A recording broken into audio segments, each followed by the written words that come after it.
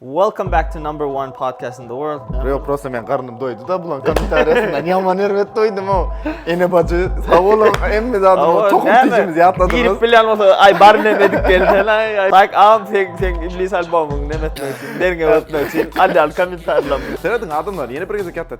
Saykın özünün aydın zadı var. O aydın çıkandan soň kimin fikri möhüm değil. Yani benim fikrim menki doğru sizinki doğru. Men bir gol görün zadım bizim Türkmen yıldızımızda biraz pesperleken de mesela başta birinci bölüm eden vaktimiz Koçmurat yazdı aşağına. Gümürüyen var. Geçersiniz bilmedim yani dedi işiniz kovuğlanlar devam edin dedi. Saprana'nın özü yazdı dedi. Neme uğrat ya da podcastınızı görüntün dedi. Men bir xil doğruyum aydan bir xil yaman ervet motivasiya aldım şu tayda. Evet yan olin Koçmurat, Saprana, Saykın öyle. Bir xil yaman pesbel. Çillap idarlap görün yıldızlarımız.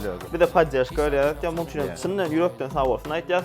Eda Saprana için spesialne bir öz padarım boljaktır gerçekten amsiyatılar. Edil elimdeki bir saat padarken iş bolsun. Ay gıyf halına yok manı şun yerde atlar. Neyim işlep görürsünüz hak değil ya. Yani adamların hukukunu kıracak olalım neyim bir şu görüpçülük var neyim şunu bilemem yani. Tuhduk ne yani oh suyun içi buğred batıyor.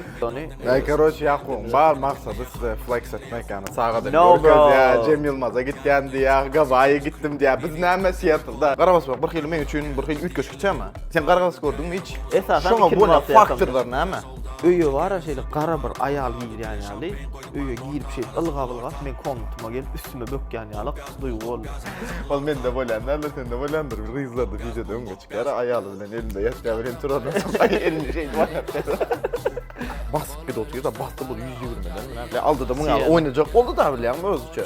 Mashyn şöyle Ankara suyunda beyle oldu. Ankara oldu. Aboşun açık gitti Mashyn ha. Mashyn togalan gitti. Bir yatdı yanında adam şol. Arkada gelen Mashyn aytdı 6-7 gece aylanandırsınız ya. Mashyn şöyle görüyorsun ha. Konserve kutu. Yencilen. Bizden bir gün ölürsün. Yine öz aramızda bir video koyup. Disa tuttur. En kovsunu. Vakt görkezek. Oradan hemmäňiz kabul bolsun. Allahan hemmäňizde gowy ibadetler etmek biz şünem dile dua edin. Nasip bolsa indiki bölümlerde görüşýänçek. Yapraklar yaşıl gelin yali bakar. Ya, kolaylaştan bala o geli yakar.